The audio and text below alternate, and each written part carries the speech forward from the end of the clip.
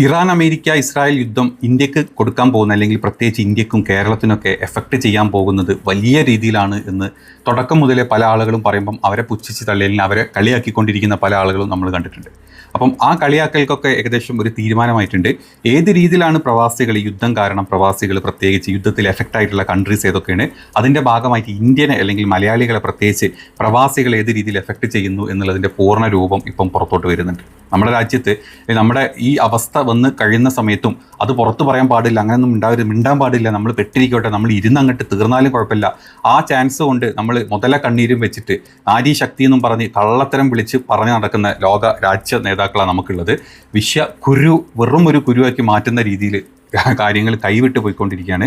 പൊതുകടം ഇന്ത്യയുടെ എത്രത്തുണ്ട് നമുക്കറിയാം. അതിൻ്റെക്കാൾ വലിയൊരു കടം ഇന്ത്യക്ക് വരാൻ പോകുന്നു, അല്ലെങ്കിൽ അതിനേക്കാൾ വലിയൊരു വൃത്തികെട്ട അവസ്ഥയിലോട്ട് ഇന്ത്യ മാറുന്നു എന്നുള്ളതിൻ്റെ പൂർണ്ണ രൂപം ഇപ്പം പുറത്തോട്ട് വന്നിട്ടുണ്ട്. ഇപ്പം ഈ ഒരു യുദ്ധം തുടങ്ങിയ സമയത്ത് ആർക്കും ഒരു പ്രശ്നം ഉണ്ടായിരുന്നില്ല അല്ലേ. നമ്മൾ അവിടെ എത്ര യുദ്ധങ്ങൾ കാണുന്നുണ്ട്. നമ്മൾ ഇസ്രായേൽ ഈ പറഞ്ഞ ഗസ പലസ്തീൻ ഇല്ലാണ്ടാക്കി, ആർക്കും ഒരു പ്രശ്നം വന്നിട്ടില്ല.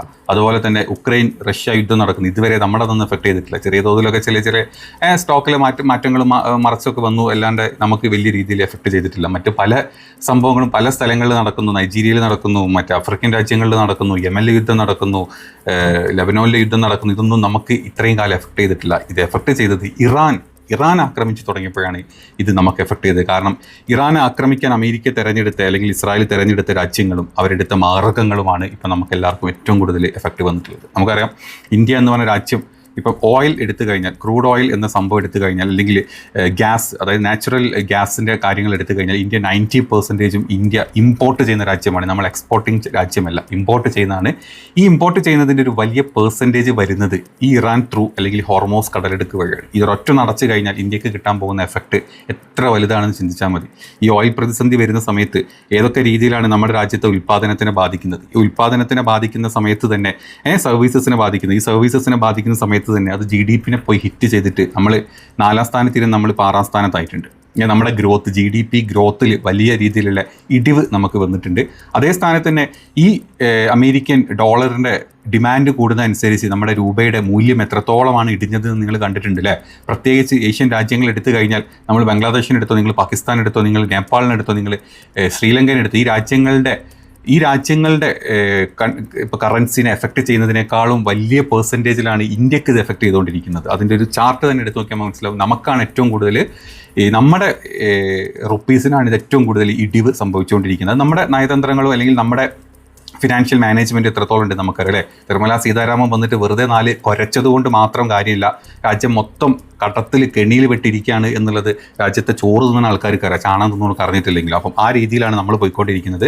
അപ്പം ഈ ഓയിൽ പ്രതിസന്ധി, ഗ്യാസ് പ്രതിസന്ധി ഏത് രീതിയിൽ നമ്മളെ ബാധിക്കുന്നു എന്നുള്ളത് നമ്മുടെ രാജ്യത്തെ, അല്ലെങ്കിൽ നമ്മുടെ ഈ ഓയിൽ അല്ലെങ്കിൽ ഈ ഗ്യാസ് പ്രതിസന്ധി വന്ന സമയത്ത് പല സ്ഥലങ്ങളിലും ഹോട്ടലുകൾ പൂട്ടിയിട്ടും വീടുകളിൽ കിട്ടാണ്ടായിട്ടും ഗ്യാസിൻ്റെ റേറ്റ് വരെ കൂട്ടിയിട്ടിട്ടും നമ്മൾ പ്രതികരിക്കാണ്ട് മിണ്ടാണ്ടിരിക്കുകയാണ്. മറ്റ് പല രാജ്യങ്ങളും മറ്റ് പല സ്ഥലങ്ങളിലും, പ്രത്യേകിച്ച് നമ്മുടെ കേരളം അങ്ങ് മാറ്റി, അല്ലെങ്കിൽ സൗത്ത് ഇന്ത്യ അങ്ങോട്ട് മാറ്റി നിർത്തി നിങ്ങൾ മേലോട്ട് നോക്കിക്കഴിഞ്ഞാൽ മനസ്സിലാവും അവിടുത്തെ ഊർജ്ജ പ്രതിസന്ധി എത്രത്തോളം ഉണ്ടെന്ന്.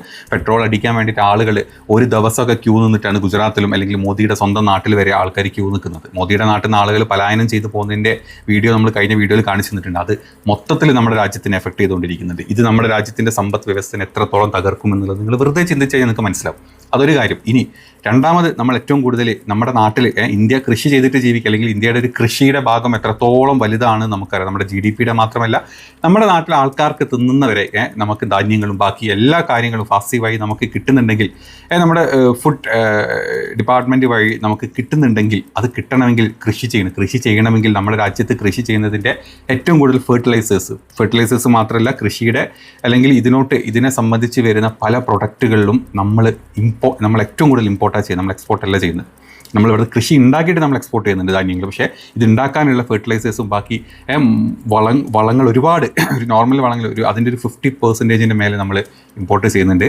ഇത് ചെയ്യുന്നതിൻ്റെ ഏകദേശം ഒരു 30% ക്രോസ് ചെയ്ത് വരുന്നത് ഈ പറഞ്ഞ ഹോർമോസിലൂടെ തന്നെ. അപ്പം വീണ്ടും നമുക്ക് നമ്മുടെ പ്രൊഡക്ഷൻ, നമ്മുടെ കൃഷി കുറയാണ്. ഇത് കുറയുന്ന സമയത്ത് സാധനങ്ങളുടെ വിലക്കയറ്റം എത്രത്തോളം വരും എന്ന് നിങ്ങൾ വെറുതെ ചിന്തിച്ച് നോക്കിയാൽ മതി. അത് നമുക്ക് എഫക്റ്റ് ചെയ്ത് തുടങ്ങിയിട്ടുണ്ട്. അതിനി അതിൻ്റെ മൂർധന്യാവസ്ഥയിലോട്ട് നമ്മൾ എത്താൻ പോകുന്നതേ ഉള്ളൂ.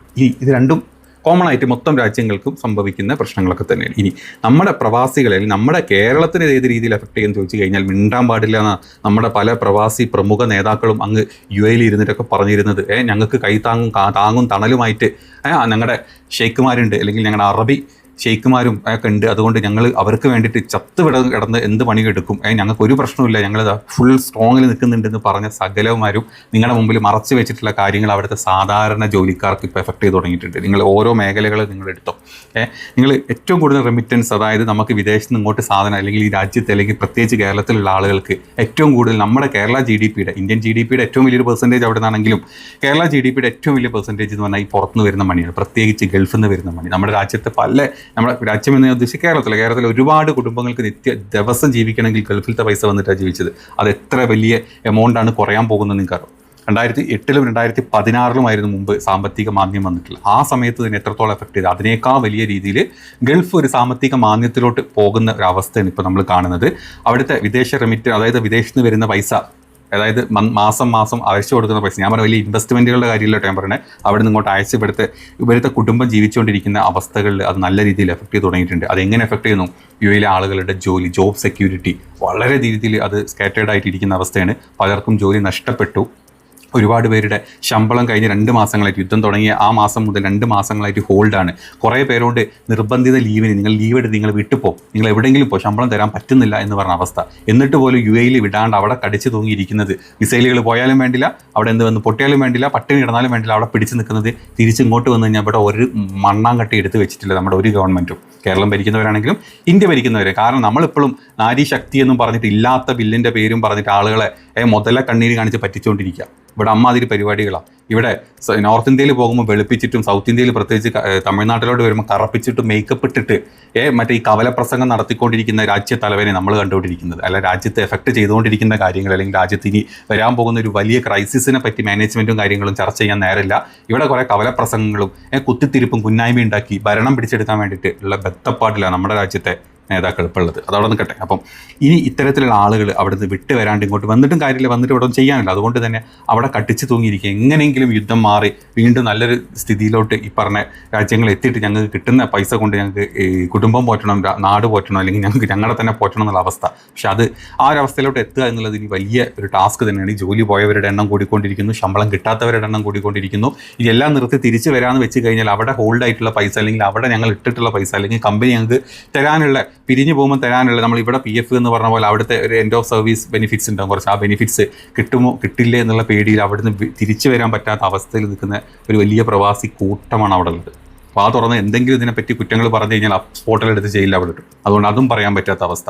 ഇനി എന്തെങ്കിലും പറഞ്ഞു കഴിഞ്ഞാൽ തന്നെ അതിനെ അവിടുത്തെ നേതാക്കളും സപ്പോർട്ട് ചെയ്യാൻ പോകുന്നില്ല. നമ്മളെ ഇവിടുന്ന് അവിടെ പോയിട്ട് കുമ്പ വെറുത്ത ഒരു മനുഷ്യനും അതിനെ സപ്പോർട്ട് ചെയ്യാൻ പോകുന്നില്ല. ഈ ആളുകളുടെ അവസ്ഥ, പ്രത്യേകിച്ച് സാധാരണക്കാർ ഏറ്റവും കൂടുതൽ ജോലി പോകുന്നത്. മുതലാളിമാർക്കൊക്കെ അവർ ഇതിലൂടെയും പൈസ ഉണ്ടാക്കാൻ അവർ ട്രൈ ചെയ്യും. പക്ഷേ സാധാരണക്കാരന് ജോലിയില്ലാണ്ട്, ശമ്പളം ഇല്ലാണ്ട് അവിടെ പെടുന്ന കഷ്ടപ്പാടുകൾ ചെറുതൊന്നുമില്ല. പ്രത്യേകിച്ച് നിങ്ങളെടുത്തോ അവിടുത്തെ ഓരോ വിഭാഗങ്ങളിൽ നിങ്ങളെടുത്തോ, അവിടുത്തെ ഏറ്റവും കൂടുതൽ എഫക്ട് ചെയ്തിട്ടുള്ളത് ടൂറിസം മേഖല. പ്രത്യേകിച്ച് ദുബായ് ആണെങ്കിൽ ടൂറിസം മേഖലയിൽ നല്ല രീതിയിൽ എഫക്ട് ചെയ്ത് ആരും അങ്ങോട്ട് പോകുന്നില്ല, ഫ്ലൈറ്റുകളില്ല. പോയാൽ തന്നെ പേടിയുള്ളത് കൊണ്ട് ആരും പോകുന്നില്ല. ഒരുവിധം ട്രാവൽ ഏജൻസികളൊക്കെ അടച്ചിട്ടിരിക്കുകയാണ് ഇപ്പോൾ. പലരെയും നാട്ടിൽ വിട്ട് നിങ്ങൾ പിന്നെ വാ എന്നും പറഞ്ഞ് നാട്ടിൽ വിട്ടൊരവസ്ഥ.